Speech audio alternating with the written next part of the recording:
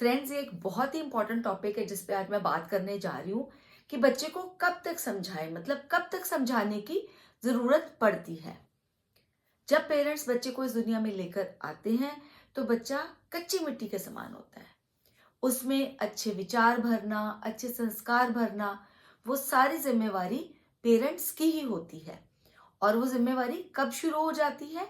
वो जिम्मेदारी शुरू हो जाती है उस दिन से जिस दिन बच्चे को थोड़ी भी समझ आ जाती है।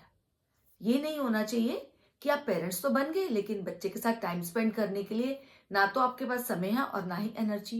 दोनों पेरेंट्स में से कम एक पेरेंट इतना रेडी होना चाहिए कि वो बच्चे के लिए हमेशा अवेलेबल हो।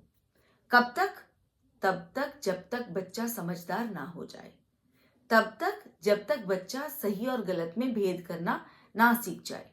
अगर पेरेंट्स ये काम नहीं कर पाते हैं, मतलब ना उनके पास टाइम है ना ही एनर्जी है, तो बच्चे के ग्रैंड पेरेंट्स अवेलेबल होने चाहिए बच्चे के लिए, जो कि बच्चे को अच्छे संस्कार और अच्छे विचार दे पाए। फ्रेंड्स, आप पेरेंट्स जो हो ना, वो बच्चे के लिए रोल मॉडल हो। अगर आप शांत रहते हो, डिफिकल्ट सिचुएशंस में भी अपने आप को काबू में रखते हो, चीखते चिल्लाते नहीं हो, तो यकीन मानिए बच्चा भी आपकी तरह ही शांत पर्सनैलिटी वाला बनेगा। लेकिन अगर आप छोटी छोटी बात पर गुस्सा हो जाते हो, लड़ने झगड़ने लगते हो, बहसबाजी में पड़ते हो, चीखने चिल्लाने लगते हो, तो बच्चा भी बड़े होकर वैसा ही करेगा। क्यों करेगा वो ऐसा? क्योंकि बच्चा इस दुनिया में जब आता है तो सीख कर कुछ भी नहीं आता। वो वही सब करता है, वही सब फॉलो करता है जो वो अपने आसपास के माहौल में देखता है। हो सकता है आज आपके डर के मारे वो वैसा बिहेव नहीं करे, आपसे डर कर रहे, लेकिन जब वो बड़ा हो जाएगा तो वैसा ही बिहेव करेगा जैसा उसने आपको करते हुए देखा है। क्योंकि उसको लगता है कि बड़े होकर तो ऐसे ही बिहेव करना होता है जैसे मेरे पेरेंट्स करते हैं। बच्चे को पेरेंट्स उसकी टीनेज तक ही समझा सकते हैं, यानी कि 14-15 साल तक। बट समझाना कैसे है? प्यार से, दुलार से, मारपीट से नहीं, गुस्से से नहीं। अगर आपने टीनेज तक बच्चे को अपना समय दे दिया, बच्चे को अपनी एनर्जी दे दी, तो उसके बाद आपको ज्यादा चिंता करने की जरूरत नहीं है। अब तक का काम अगर आपने अच्छे से कर लिया है तो उसके बाद अगर कोई भी प्रॉब्लम आती है तो उस सब का हल निकलेगा बातचीत से, डिस्कशन से, ना कि उसको ये समझाने से कि ये तुझे करना है और ये नहीं करना है। आपने अपना व्यू पॉइंट भी रखना है, बच्चे की भी सुननी है, और फिर उसके बाद हर प्रॉब्लम का हल जो है वो निकल आएगा। बट आपने बच्चे को प्यार से समझाना है।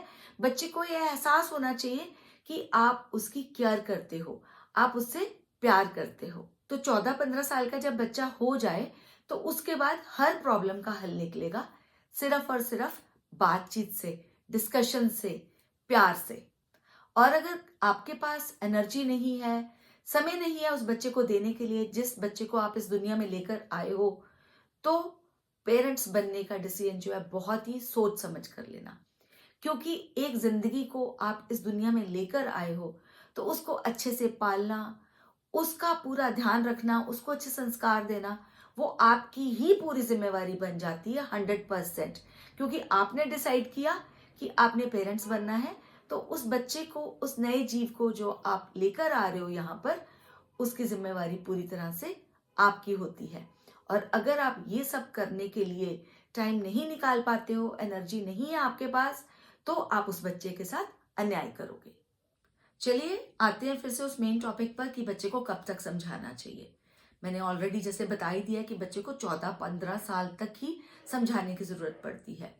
उसके बाद आपका काम आसान हो जाता है, कोई ऐसी प्रॉब्लम नहीं आती। बट अगर आप बच्चे को पहले सालों में समय नहीं दे पाते हो, बच्चे को नहीं अच्छे संस्कार दे पाते हो, तो बाद में फिर मत सोचना कि आप कुछ कर पाओगे।